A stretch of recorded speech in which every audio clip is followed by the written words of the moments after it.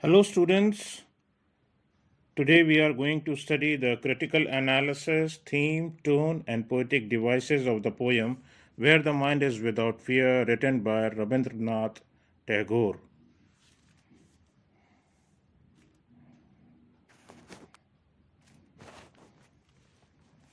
First, dealing with critical analysis, students, Where the Mind is Without Fear was written during the reign of the British in India prior to the country gaining its independence from colonial rule.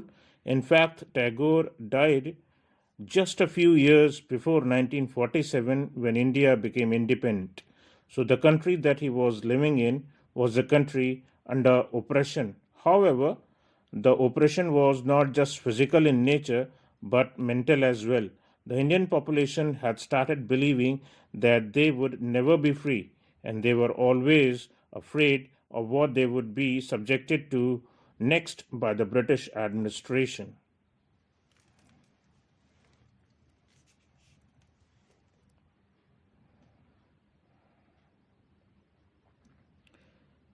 They had lost their self confidence and dignity, thus, their spirit had been entirely drained out of them, and they were left pessimistic. Many Indians were denied admission to the elite educational institutes, which were meant exclusively for the children of colonial officers or Britishers.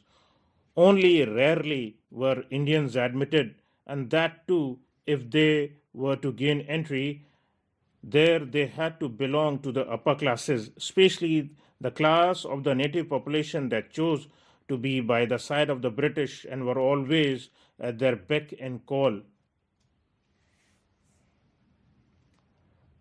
As a result of this, the Indian nation states were then willing to fight it out amongst themselves to curry favor with the colonial rulers. All this upset the poet Rabindranath Tagore greatly, so he dreamt of a better tomorrow, one in which his country would stand up for truth, for hard work, for reason, and for determination. He wanted his countrymen to stand united against the British, make themselves irreprehensible, and fight for the freedom. He wanted them to be open minded and for their actions to speak louder than their words.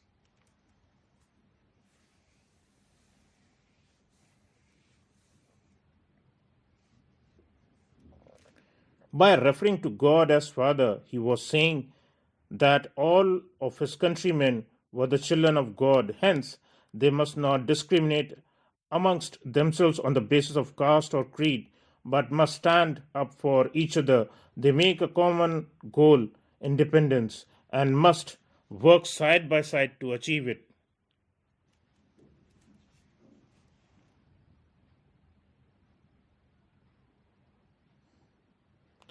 Students, now let's study the theme of the poem. In 1905, the Indian state of Bengal was divided into two parts by the British, West Bengal and East Bengal.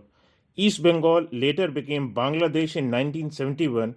The division was done according to the policy that came to be known as the divide and rule policy. It was done on the basis of religious identity. In the regions included under West Bengal, the Hindu population was considerably greater than the Muslim population. And in the regions included under East Bengal, the Muslim population was present in a larger proportion than the Hindu population.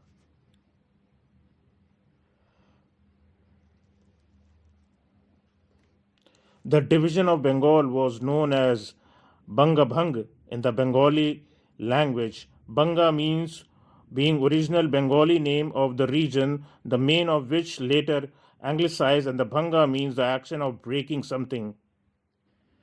This was an event that directly affected every citizen of the previously united territory of Bengal, and Tagore was no exception. Hence, it is probably the division of Bengal that he had in his mind while writing lines 3 and 4, where the mind is without fear, in which he speaks about the nation being broken into fragments.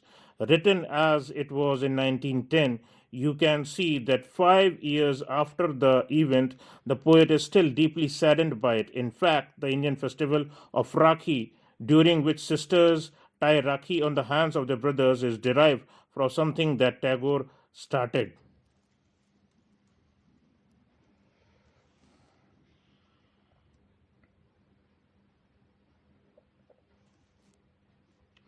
On auspicious day, Tagore appealed to all the Hindus in Bengal to go out in the streets and tie a thread on the hands of their Muslim brothers and vice versa. This was an initiative on his part to protest against the division of Bengal.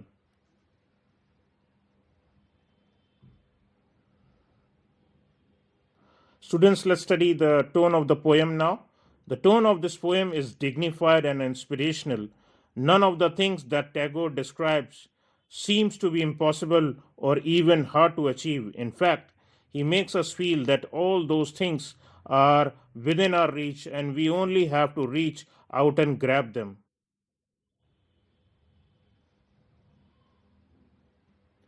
Students, now let's study about the poetic devices. First of all, rhyme scheme. The poet does not follow any identifiable rhyme scheme in this poem. However, that does not work to diminish our estimate of his poetic skill in any way. The whole poem is in fact, one long sentence, and hence one cannot object to the absence of rhyme within it.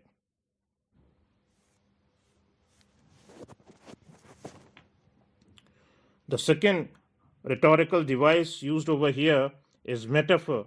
Now, this poetic device is used when a covert comparison is made between two things or ideas. In this poem, the poet uses the device of metaphor in lines 7 and 8 when he compares reason with a stream of water and habit with a desert.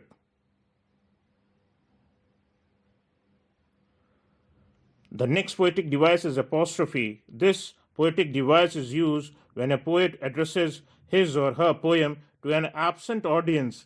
In this poem, the poet uses the device of an apostrophe in lines 9, 10, and 11 when he speaks directly to God. He refers to God as Father and asks him to make India into a country where everyone is really and truly free.